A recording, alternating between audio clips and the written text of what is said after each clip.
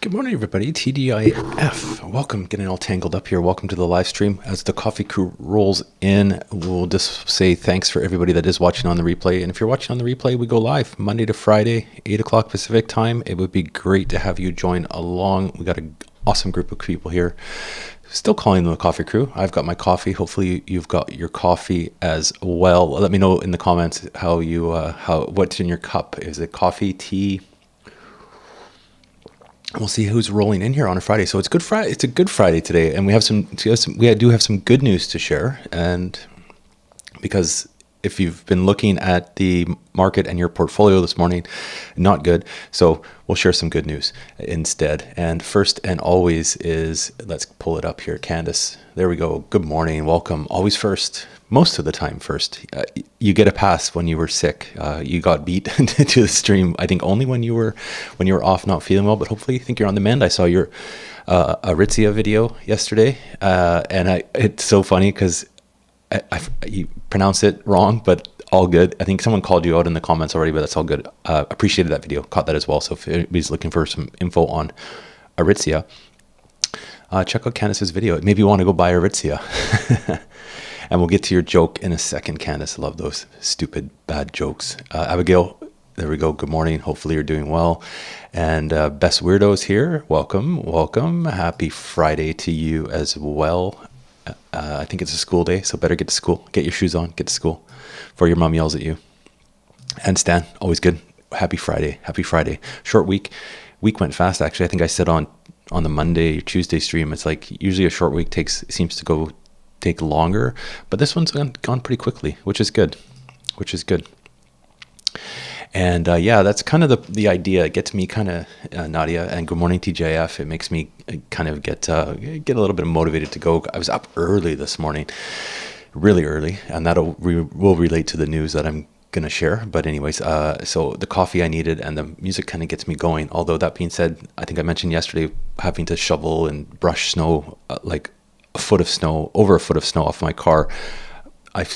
Muscle in my back is still sore. Sign of getting old, I guess, is you don't recover from these things. So my back is killing me. The live stream sponsored by Advil today, I think. I need to go have a couple more before I start work.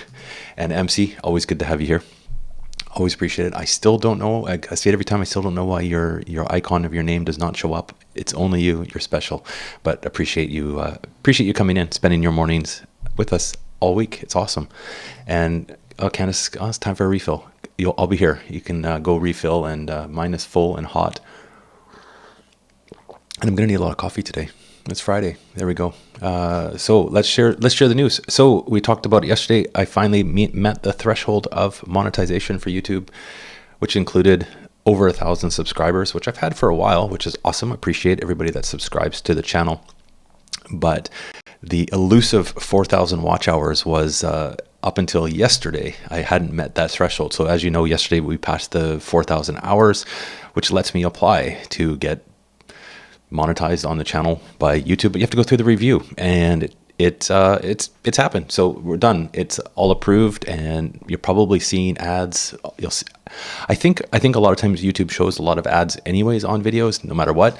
But at least now I'm getting a little bit of a cut from it, so that's nice. That was a long grind of. We're going to keep doing the live streams, obviously. That was a long grind of live streams. So this is episode 99 of live streams. 100 will be on Monday, which is awesome. So we have a bit of celebration on Monday, I think, as well for the 100th.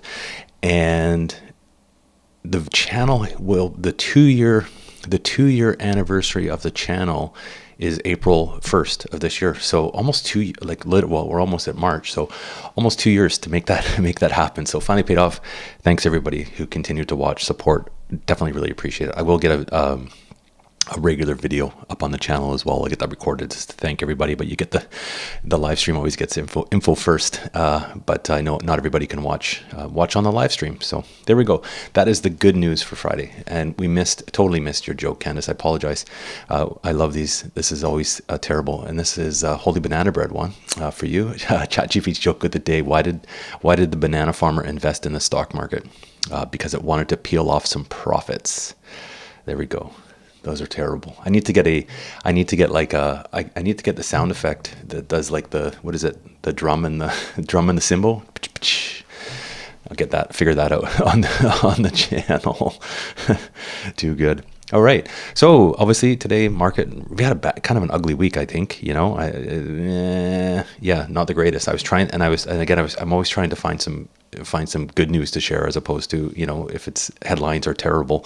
I don't always like to share those. So I've got one good one and one kind of one that's I found interesting that popped up actually this morning on my Twitter. So let's pull that up. Hopefully the screen share is working and cooperating today. It always works and cooperates before I go live, when I'm testing it out, and then it seems to be when I go live, it sometimes goes on the fritz. But I'll find I'm gonna find that symbol one. I think Candace could be a boo. I don't know. We can give. I guess people can do a thumbs up if it's good, and thumbs down if it's like a boo. You probably get a lot of thumbs down because they're all pretty bad, but they're all good. I love these fun jokes. I'll have to search some out for posting as well. Always good. Okay, let's try this and make sure this works. Let's share the good news first. I think is always good. Hold on here. And this kind of aligns a little bit with my investment, my portfolio, which is good. Let's go back here. Share screen. It works. All right, we're off to a good start today. Canada headline, Yahoo, Reuters headline actually. Canada has the firepower to invest billions in green transition, according to analysts. This is good, kind of good news for a portfolio because obviously my portfolio kind of leans on the energy part, leans heavily on renewable energies. TransAlta Renewables is one of the company shares I own, not doing that great right now, unfortunately, but also Brookfield Renewables, which is one I want to focus on slowly building up as well when I have the opportunity. But basically kind of saying here, Canada has a firepower to invest billions of dollars in the green transition over the coming years to make it more competitive with the United States. Obviously, the United States, they put out, it was back in, let me see if it mentions here, but it was back US, it was part of their US Inflation Reduction Act. They had $369 billion allocated in incentives for consumers and businesses to make transition to low carbon. So if Canada can kind of compete on that, obviously not going to be as much money, but what the analysts are kind of saying here is there's a room in the budget to put these in place in Canada as well, which I think would be good, hopefully in the long term. Obviously, they have the revenue because they're not, obviously the pandemic support is ended basically, and the economy still so far performing is okay. So that's what they're kind of saying.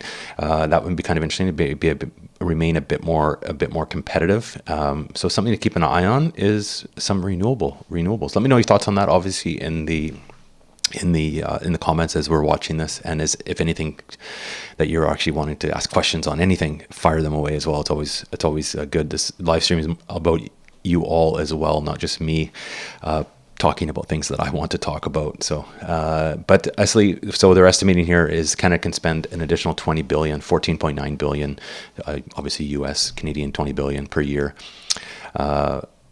on and partly be on some of the stuff for a green transition. So that I think is good for the long term. I think if I'm not mistaken, I don't know if it's in Canada. I'd have to research that a bit more. But wasn't the goal to kind of have all of the vehicles from car manufacturers by 2030? It's either 2030 or 2035. I think to have mostly EV. So as part of that might be something to kind of keep an eye on as well. I think it seems like every car manufacturer is really pushing to build their EV lineup. And then I know MC, you were watching the stock, and I think you did quite well on the stock. What's the lithium stock? I have it in the that's done quite well. LTH, Lithium Ionic Corp, I think is doing well because obviously they need lithium to make batteries. So some things to look at for opportunity maybe down the road as I shift around here because my back is killing me. So there we go. That was the kind of the good news I had to share. A couple little bits of good news as we go on there. Now, I do have. This is let's find this here. I've got to find the page because I like to have way too many tabs open. And this one actually popped up on Twitter, and I had to search out the article because someone had kind of done a thread on this. Kind of hit a bit home because it's obviously my industry, and again, this website Bloomberg always has a gazillion ads that are in there, and this has a video part of it. But this was a survey that they had done, and nearly half of Canadians think mortgage fraud is common, and some are willing to do it. So we'll get into the details on that. Let me know if in the comments. Do you think in Canada, if mortgage fraud is prevalent and common? That'd be interesting to hear. I know there was a big over the kind of just after I believe the summer or in the summer there was that big marketplace kind of investigation out of Ontario about how mortgage fraud was pretty much rampant in certain pockets of areas, and it would be interesting to see before we dig into there what everybody kind of else thinks on this. And I will pull up the comments as they come through, and some of them, if they relate to the past ones, we'll get back by all means because I know there's always a kind of a delay from when I mention something. It's about a minute or so. It takes a bit of time for you to see. So if I'm moving on to the next topic, we'll come back. Don't worry. But the one with mortgage fraud. So nearly half of Canadians say they think mortgage fraud is common in Canada. And then a sizable portion think it's acceptable to inflate income or represent your employment to secure a mortgage. So this was a survey done mid-February, 1,521 Canadians over 18. Not a huge, obviously, survey, but they're all kind of representative of that. And basically what it says here, the survey found that while 70% of Canadians say artificially inflating one's income on a mortgage is never acceptable, 17% of the respondents, I can highlight that a little bit, 17% say it's actually okay, which is very surprising. Fraud is fraud. And even more Canadians, 18% said it's acceptable to misrepresent elements of one employment in order to secure a mortgage. So things like that would be basically changing how you're paid, what hours you're working, that kind of thing, to misrepresent that. And then 47% of respondents say they feel mortgage fraud is common, while 12% say they think it's very common. So that's over 50%. Only 5% think only 5% say they think it's very uncommon. There was a survey done back, I think it was 20. It doesn't. I'd have to click on the date, and I don't want to. Back. I think the survey was done in 2016, and issues in mortgage fraud have been growing problems in recent years in Canada. That's according to Equifax. So Equifax is one of the credit reporting agencies in Canada. Interesting times. What people will do and what they think might be, not thinking it's too much. Not thinking it's a bad thing to do this, but I did find that interesting. And that's right, MC. We'll go back to your first comment first, but you see, you've been looking. I know you've been looking at the lithium company since all autos need to source for EVs, right? That's exactly it. Tesla was. I read that as well. They were in talks to purchase one, but and GM, and they signed with LAC. Okay. Good call. I saw the article that they were kind of looking and the rumors, but I don't know who they actually end up signing with. Maybe it's not quite released yet. If I know, I think Tesla has isn't their investor day coming out? Isn't it March 1st, I believe? Maybe some more information will be coming on at that. I forget what date it is. It popped up.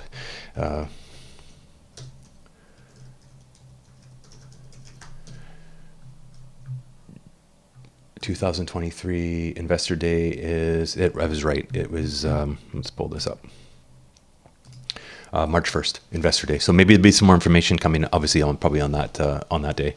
The event there'll be live stream. So that might be kind of interesting. Maybe can pop that up on the live here. I don't know how that all would work. Maybe figure that out because I'll probably be watching that. And Investors will be able to see most advanced production line, so at the Gigafactory, and long-term expansion plans, Model 3, capital allocation, and other subjects for our leadership from our leadership team. There we go. So that is coming out March 1st. That will be good. That will be interesting to watch. We'll see what happens with Tesla, what they're doing. And SGML, headquartered in Vancouver with mines out in Brazil, was covered by BNN and Bloomberg, I believe, last Friday. Okay, I'm gonna add MC. I'm gonna add that to the. I'll add that to the list because I know we were watching a couple of those in our renewable section. I believe. I don't have a mining one. SGML. Because these would be kind of maybe Sigma Lithium Corp. These would be kind of good to kind of maybe just keep an eye on. Obviously not financial advice for people, but at least it steers them in the right. Some might steer them in kind of the people sometimes in the right direction to dig into some more research for sure. And then I find these really helpful. Thanks, MC. So based on what you've been hearing, speculate that is SGML is worth around 75 a share, but who knows? And just book off March 1st so you can stream it all. I'll have to look at what time it's on. I closed that tab off, but I'll have that watching. I know there's usually some streamers on that'll be on. I know YouTube that will stream it. I do know from someone I follow though that you have to be careful sometimes. I know with live streams that if you're streaming other people's live streams, there's sometimes copyrighted stuff in there, and obviously being for good problem to have to be careful. Obviously, if you're monetized now, you have to be careful with the audio and stuff like that on the thing. Another nearby exclamation is ATLX. It has run hard since the Tesla SGML announcement. Oh, okay, good to know. Yeah, lots happening in that space for sure. Because obviously, if we need to start going, if we're basically getting possibly like forced to go EV, although they are popular. My next car will probably be an EV of all things. The biggest thing is obviously making sure you can. It would either be a hybrid or an EV. The EV part is hard because a lot of the infrastructure is just not in place. Not necessarily like there's charging and obviously lots of charging stations different places. But if you live somewhere where if you live in an apartment, something like that, you can't necessarily plug your car in. So there's issues with that, which I think are being slowly rectified. But it just takes a while for the infrastructure to get all properly in place. But I do notice driving around, there's a lot of places to charge everywhere now. That's for sure. And MC, we'll go back to your survey. Yeah, so based on the survey results, it's not surprising to see that was that coverage on the mortgage fraud and marketplace, which I found super, being in the industry, it still kind of surprised me. You like to assume that people are on the up and up, but it just makes you realize that a lot of people aren't. And the industry can do a better job at, I think, regulating and making sure these bad players aren't in the industry, unfortunately. But you see it happen, and it happens more and more as, it was happening more and more as prices got increased, obviously, in Canada for house prices, but you'll see it happening now because rates have increased, so it's getting harder to qualify. On an interesting note on that, there used to be companies, and this was actually a big thing in the mortgage industry, is for documentation and stuff. You need to obviously verify documentation from people. And on the note of that, about income and people inflating their income, saying they make more than they're making, or whatever they're doing to inflate it to get them approved for a mortgage. There's also a way. There used to be companies, and it was accountant firms that kind of had branched off as a kind of I want to say side, like not a side gig, but a side service, where they would allow you as a mortgage professional to get consent from the client to request notices of assessments and tax P4 slips from CRA, and it would come, after someone signed their consent form, it would go through an accounting firm to get those documents. They would get securely sent to you, and you'd have them, and you could confirm what actually was being filed and received by CRA. And that was probably the best way to really confirm this is what people are actually making.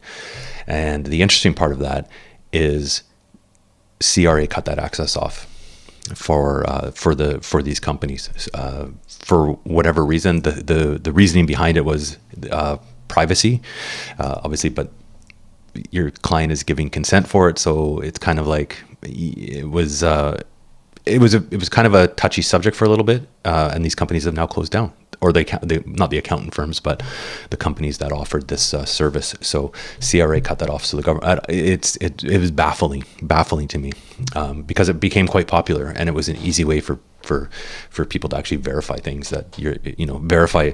Number one, if you're asking a client for a document, you could cross-reference it to something that's official, that is official, because obviously with everything that Marketplace talked about was fraudulent documents being created, right? So that was the one unfortunate thing. And yeah, that's the one thing about the sympathy towards a lot of people who were featured on that one. They were buying, big expensive properties. It's greed, and if I remember correctly, MC, there was one couple I think that wasn't. I mean, they say they weren't fully aware of what was happening behind the scenes, and that's actually happened. Not to say their story is true or false or anything, but that has happened with I don't even want to call them professionals, doing somebody that's helping them get a mortgage or finance for something at the bank, or independent a licensed broker. They are sometimes doing things behind the scenes that the client might not fully be aware of. It's unfortunate that that's out there. And again, it came down to it, though. A lot of it was greed. It was interesting last few years, and we're seeing definitely a shift this year with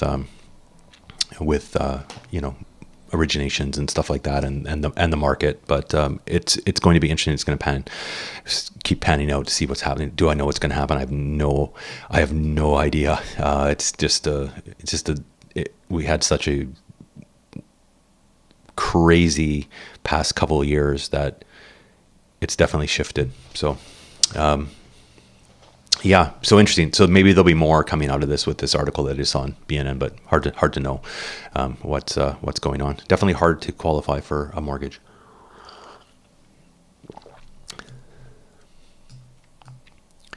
And I'm just gonna go back and add that other. I just got to scroll through your comments here. I got to add. I know I got that one. Okay, I got it all. I got them added to the live stream to watch. If anybody that's watching, tuning in, we do have the coffee crew. We do have kind of a watch list. It's right now. It's just on Google. These are just kind of stocks, ETFs that some of the community members are following, investing in, maybe keeping an eye on. So it's always kind of fun we kind of check on these. Obviously, lots of red in there today. We won't get too. we won't look at this for too long. But just something to be.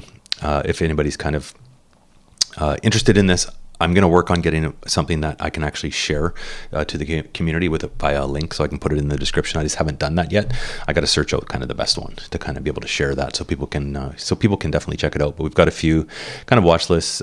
Some of obviously the Coffee Crew one is the people on the live stream. We've got a few renewable ones. We've got some TFSAs for RSPs that are kind of recommended. And then boring companies, which are just kind of boring investment, but do okay.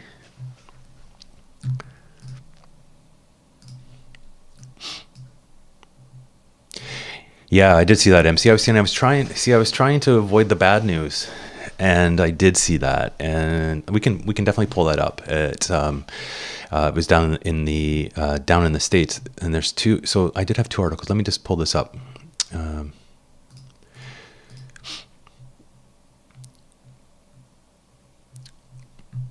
Let's get that going. It was down in the States, and it might be hard to read this. The Personal Consumption Expenditures Price Index, PCE.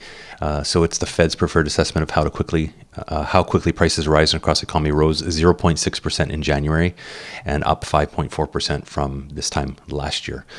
So that is higher than they were expecting, and that's what's pretty much causing the market to do what the market's doing today. It will be, yeah, it'd be interesting. But on the flip side of that, MC, I also had an article that I was reading. I haven't finished reading it. It's talking about Canadian inflation rate is expected to fall significantly this year. So let's go. What we're seeing here, it was, I mean, they're saying, let me go, I have to move my page off. There we go.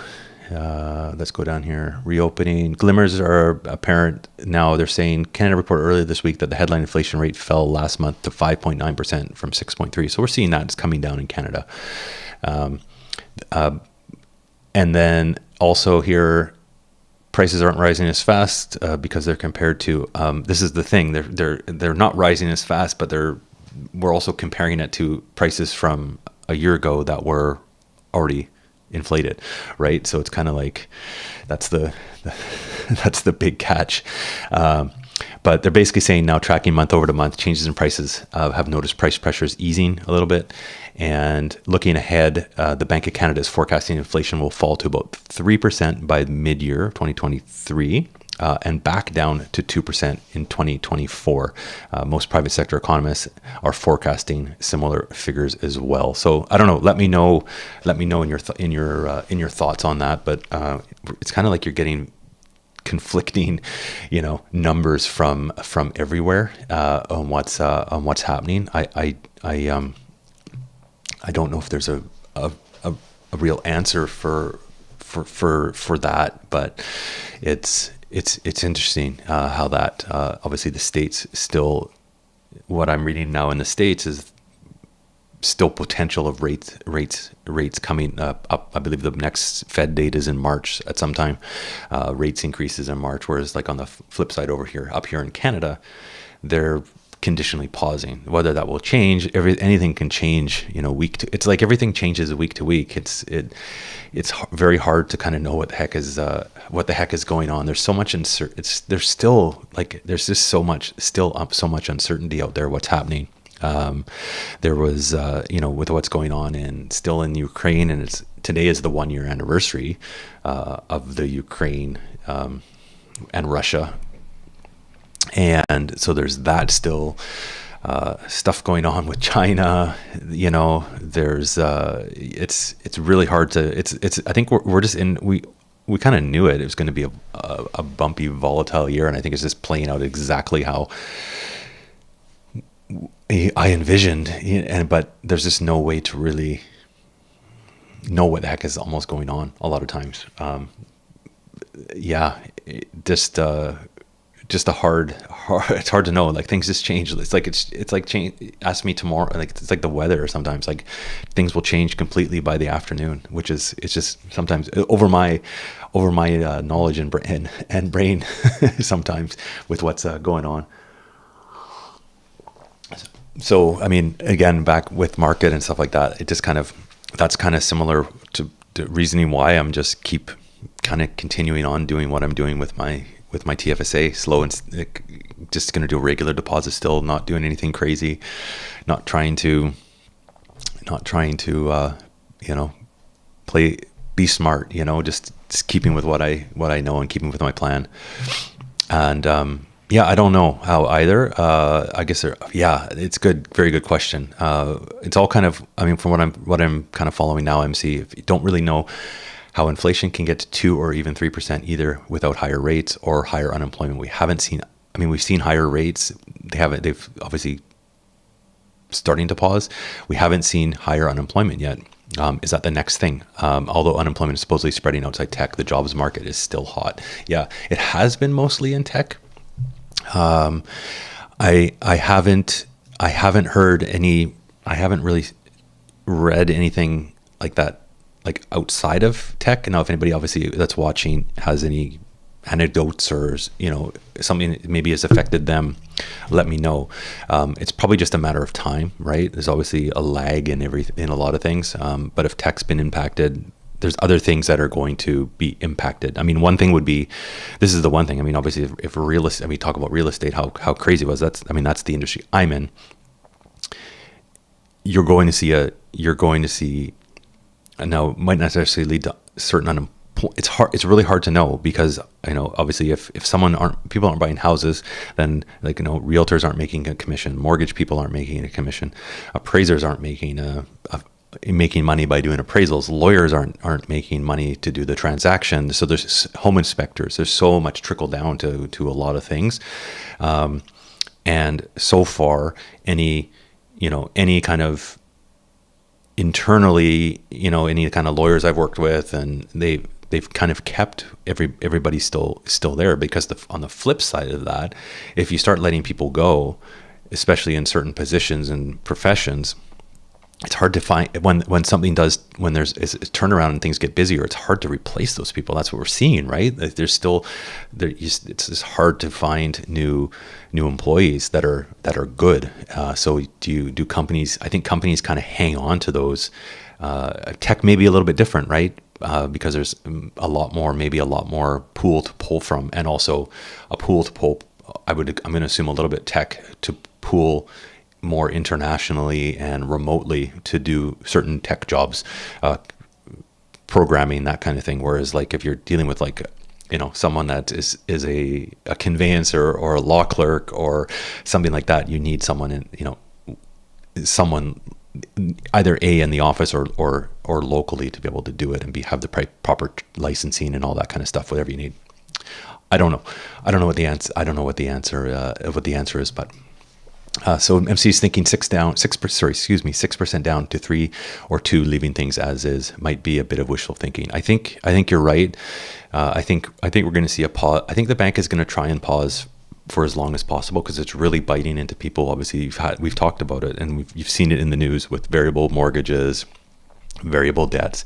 It's definitely taking a real hit onto people, and also anybody that's having to renew their mortgage now is the rate is basically sometimes double than what they were used to paying. So that just takes time to start actually getting through the system, and I think we're just kind of starting to see that as people start to roll into renewals and everything else. It just takes it's a bit of a lag. So I think that's what partly why they're pausing. But again, wishful thinking probably. And there you go. You called it. Yeah, it does really affect low income people, right?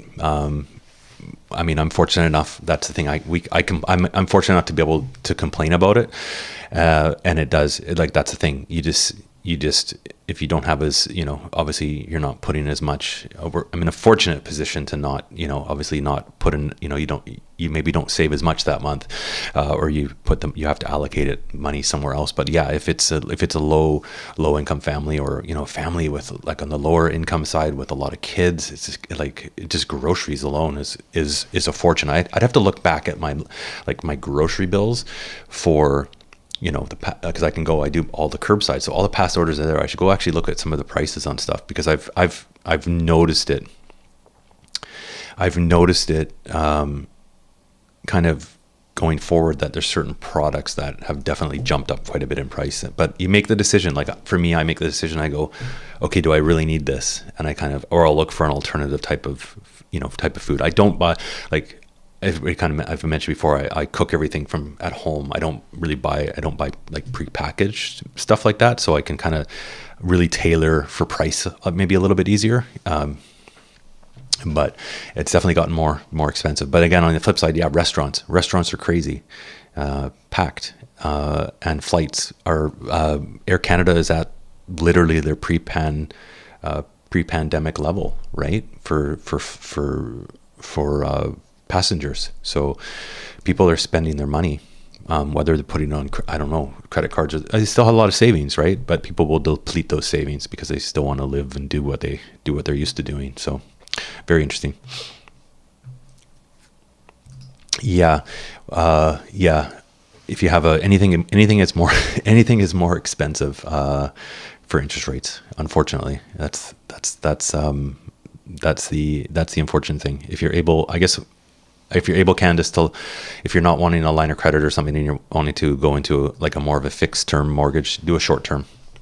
Look at a 2-year or 3-year, because you're probably guaranteed that rates will be lower in 2024. But that's who knows. 2 years. 2 years seems to be kind of the sweet spot, I think, for a lot of people. I have to get Rob back on in Ontario to talk about the residential mortgage market out there.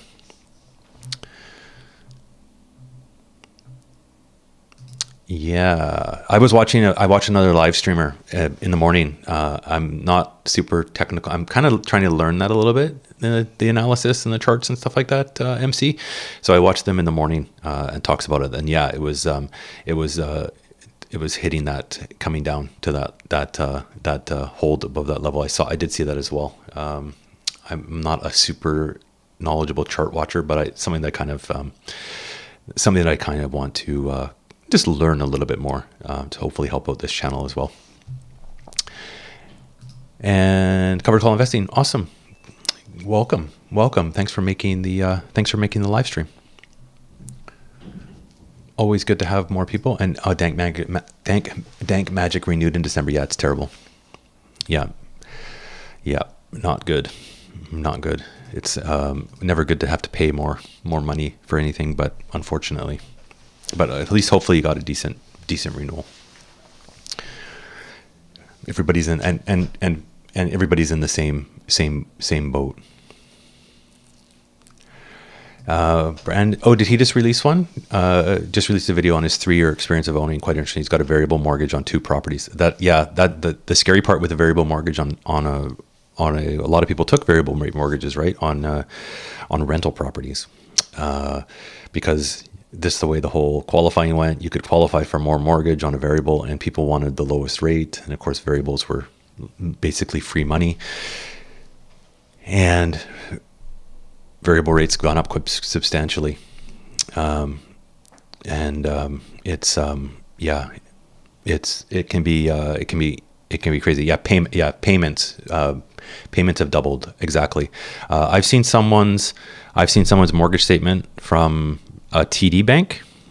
Actually, it's a friend of mine that has an investment property, and the way the TD mortgage works is their variable rates during the term don't move, don't fluctuate with prime. So if it goes up, the payment doesn't change. If it goes down, the payment doesn't change. So you're paying more or less depending on what's happening with prime rate, unless you hit a trigger point, right? If you still can't be paying more. Your payment has to cover at least the interest, right? Because you kind of get into negative amortization and everything else. But he hit that amount because everybody, as the rates went up so substantially, the letter he got, but also got if you went in and looked at their mortgage information, right, online, and the way the payments, because the interest rates have gone up so much, the amortization was up to if I remember correctly, it was 147 years. So he had to increase his payment, obviously, to bring the amortization back down. But that's what a lot of people are kind of hitting on. You're just basically, it's like you're renting your house. You're not paying any of the principal off. Yeah, it is interesting, and I have to get more. I've kind of started researching and kind of getting more into it. The technical allowances a little bit. Just kind of find it interesting to kind of watch and see people's commentary as it goes. Obviously, I'm not near the level to be able to trade from it. But anyways, yeah. And cover calls on variable, yeah, it's not good, but it's hard. There's no good choice, It doesn't make sense to sometimes lock in if you think rates are going to go down either, right? And Leslie, welcome. Well, thanks for comment. You're an Ontario. If you're an Ontario lawyer, awesome. But I think, or maybe it's someone is an Ontario lawyer, but already having clients selling their homes and renting as they could not handle mortgage payments. Yeah, I've seen that as well. I've seen that over here. That's some people are kind of doing that as renewals come up. Make that decision, right? If your payment goes up like substantially on top of like everything else that is way more expensive, you have to make a decision, right? And sometimes it's better to do that than go into more debt, with having to possibly, like, if you're refinancing, you're going to be paying more anyways. If you're refinancing just to be able to make your payments, it doesn't make sense, right? And hopefully people aren't using, if you're having to dip into, if you're having to go into emergency fund or something like that, possibly, but it doesn't make sense to like borrow on credit, additional credit to pay off something like a home if you can't handle the payment. Unfortunately, it's like getting a third credit card to pay off your other two credit cards. Doesn't make sense. You have to make changes, right? And that's what happened, right? Over the history, where you could probably go back 20, how many years, right? 20, 25 years longer. Variables suggested a lower in the long run. And some people a lot of people would go fixed on investments, because you're fixing your costs, right? You know what you're gonna be bringing in. A lot of people haven't, though, or didn't. Yeah, it's tough. But again, if we see, this is the whole thing with variable rates, we could see rates come down a little bit, and they won't be as terrible. But I think we're waiting to 2024 for anything like that. And cover call investing, it's right. Oh, you were TD, so yeah. You hit the trigger, so yeah. Payments staying the same. This means they owe the difference when you go to sell a remortgage. Yeah, you have to. I mean, it's not like you're going to have to. They're not. There's arrangements that different banks will do for that. But there obviously will be a difference when you have to come up for renewal. But there, if you have options to do a lump sum payment, if you're able to, they don't want to kick you out of your house. Believe me. And that's, I guess, what suggestion I would have. Even when I was talking with my friend Rob in residential stuff, is he talk to if you're having public service announcement, if you're having problems making payment, talk to whoever's lending you the money. They'll work with you. Yeah, I've seen a few of those as well, MC, on my end. Not so many power sales yet, though. Like, so more so people with renewals, obviously being more expensive, that are making the decision. They're renewing, but maybe renewing into something that's like a more of an open type mortgage to be able to sell without a penalty. I am seeing that, because it's too expensive. I am seeing that. Not a ton yet, but I think that just takes a bit of a lag too. We'll have to see what happens. Yeah, that happens too, right? That's big. There's some big ones like that in Ontario for clients that bought on those new constructions. I forget the name of the development out there that's kind of all in the news with people that bought houses there. It was in, and that's a problem. Yeah, the whole house appraised for less than the purchase price, so the bank isn't going to lend on that difference. You have to kind of come up. And they had to get private mortgages in order to do it, interest only at 12%.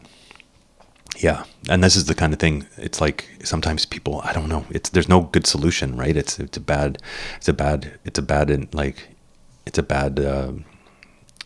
all around, unfortunately.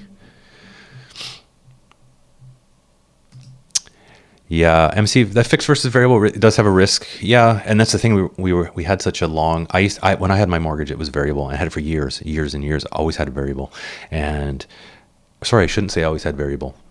But when I got the last one, this is going back, I want to say 2000. Oh, geez, I can't even remember. 2000. Was it 8 or 9? Just before, yeah, it would have been just after 2008 when all the rates came right down. I kind of bought around that area and went into variable, kind of knowing and anticipating that rates were going to drop. And actually, on the flip end of that, it really worked out in my favor. It was with TD Bank as well. And my payment, when I first got it, it was based on what I forgot. It's so long ago back then. It was, let's just say it was a 25. Like I think it was a 25-year amortization or something. But because the rates dropped so much, my payment stayed the same, and I actually increased my payment. I was able to increase my payment a little bit. The amortization was like 15 years at the time. Like brought it down to. So it goes on the flip side of that too with variables. But yeah, I wouldn't necessarily get one now. That's for sure. If that was me, I would do a shorter term. And that's what happens. People tell them to do a variable. It's such a hard thing, because if you read the news with mortgage and stuff, there was a lot of news like when rates were coming down a couple years ago. Everybody was in fixed rates that were higher, and then they wanted to break the fixed rate. And of course, to break a fixed rate was super expensive penalty, and then they were complaining about that. So they want to go variable, and then of course now this happens. So there's there's no winning. The banks always win, I guess. But it's I think someone shouldn't definitely not go into a variable because someone told them to. I think you have to give people the option, like lay it out. This is what can happen, and then let them make their final thing. Yeah.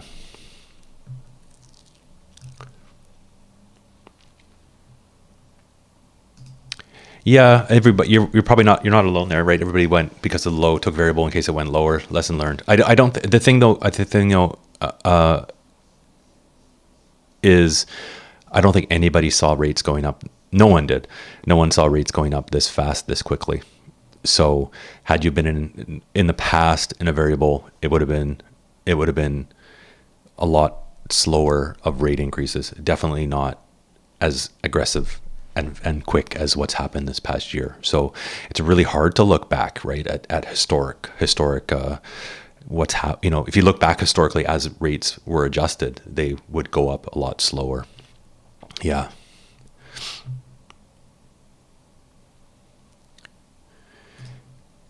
Yeah, so thinking back 20 years, historical is 2017 to 2021 was almost zero. It's actually crazy to think about that because I mean, I'd have to look back. I probably don't even have the paperwork anymore. It's probably long shredded. But when I first bought a place, my mortgage was, I think it was over 5%. If I remember correctly at the time, 5 or close to 6.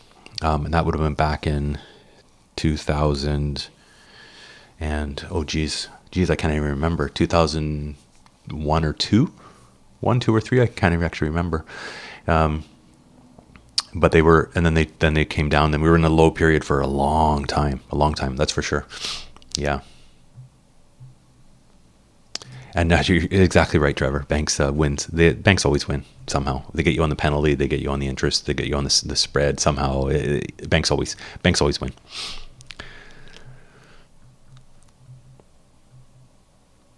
And so, Ian, welcome. Always good to have you here. Took a variable rate of prime minus 1.5 in May 2020, and added an extra 200 each biweekly payment. Some people say, "Oh, invest in the stock market as opposed to paying down your mortgage." Now I have a buffer. Yeah, good call. It worked out. In the long run. I think if any time you can pay off your mortgage faster than not, even when the rates were low, I think it made sense to pay off your mortgage too. You just get people, I think, got greedy, right? And I think anytime you can pay off that faster, it works out better in the long run. Especially now, like if you're adding that, I mean, you took it out in 2020, you're still going to have to renew in 2023. So, in couple of years, you're going to be guaranteed having to renew in a higher rate probably than you. But I mean, the variable is obviously floating, but by putting down that extra $200 has really helped you out. That's good. That's good buffer. I've seen a lot of people take advantage, on the flip side, take advantage when rates were low to get them down, as opposed, because you can really hammer away at your principal when rates are that low. And U.S. data. I'll have to read the rest of your comment here because it got cut off. MC. Freddie Mac. Industry source for mortgage rates has been keeping records since 71. Oh, okay, interesting. Between April 1971 and January 2023, 30-year fixed rates average 7.75%. Interesting. I'd have to go and see what Canada's like, because it's interesting in Canada because the mortgages are different and the laws are different, that kind of thing. Like, because in the States they'll actually get 30-year terms, right? So there's a lot of people in the States sitting on 30-year mortgages that are ultra low, and that's why the market there is not doing anything, because people don't want to you wouldn't break your mortgage if you didn't have to, if you're paying, I don't know what the rates were down in the States, but a little bit different in Canada, because typically people only take, there's 10-year terms. There's the maximum is 10 years, but and there's 5, 6, and 7 year, there's terms, 10-year terms, but typically Canadians are going into 5-year terms for that, and part of the reason from that has to do, obviously, it's bonds, but also there's also the interest rate rules with the way it works in Canada is if you have a term longer than 5 years, after that 5-year anniversary, the penalty for a mortgage. So say you took a 10-year mortgage and you wanted to break that, you would pay only a 3-month interest penalty after 5 years. So it's just something partly to do with the interest rate rules in Canada as well, and that seems to why everybody's into like 5-year terms getting pushed. So, and banks all like to have their interest rate differential penalties on there, but. Lots of fun. I'm gonna have to get Rob back on to talk more about mortgages, rates. Obviously, it's a topic that people I can see from their comments that are it's a topic that's on definitely on people's minds today, or in general right now. Mortgage rates, inflation, groceries, all that kind of stuff. And there we go.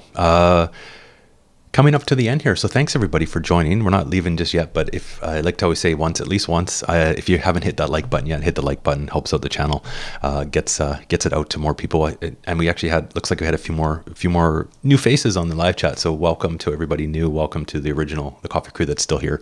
If you're new and watching it live, we do go Monday to Friday, 8 o'clock a.m. to about 8:45, 9 o'clock. As the conversation goes, really appreciate everybody kind of spending their morning and their week with me. But if there's any last minute comments, I know it takes a bit for the comments to kind of come through. Fire them away. But we're going to start to kind of roll up as I have to get to work. Bit on the channel, obviously everybody kind of knows. Officially monetized, awesome, thank you, appreciate it all. But going forward on the channel, keeping going, we will have the live stream on Monday, 100th episode. And soon, yes, that's one of the things. There might be I haven't got that yet, Candace. It hasn't shown up on my administration yet, admin side, but maybe we'll see. Might get something. I got to figure something out with that if that happens. But I will have an update of the portfolio, obviously, over the weekend. After either today, if I get a chance, after the market closes, I might get a chance to film one. But if not, it'll be posted at some point over the weekend. It will be up there, so you can always check that out. And like to share it. Obviously, like people say, whether it's up, down, sideways, I'll share what it's at for everybody on the channel. And I do appreciate everybody that watches those as well. And thank you, Cover Call, ETF investing. Awesome. Yeah, it just happened. So that was awesome. Almost took 2 years, but it happened. And then, the 100th live stream will be Monday. I don't know. We'll have to, someone said to have a party and drink, but it's going to be 8 o'clock in the morning. So I don't think that's going to happen. But, and MC, there we go. Trying to be a generalist on money and finances can provide a good perspective. With central banks reducing the money supply, this illustrates the underlying reason for things going on. Yeah, I watch I do watch and listen to lots of podcasts and stuff like that. And we'll leave it at there's lots to learn in this crazy world that we're, I think, living through right now. That's for sure. Or anytime. I think there's never hurts to do some research and learn new things on what makes the world go around. And Candace, thanks so much. I just saw that super chat. Awesome. So it shows up. It works. Thank you so much. You didn't have to do that. $2. That's awesome. That's my very first super chat. So I do appreciate it. We'll leave it at that. Appreciate it, Candace. That will get me a cup of coffee, and I'm going to put it to good use on the channel. Really appreciate it. Thanks everybody for supporting the channel. Thanks, Candace, for the super chat. We'll catch you all in the next live stream. Thanks, everybody.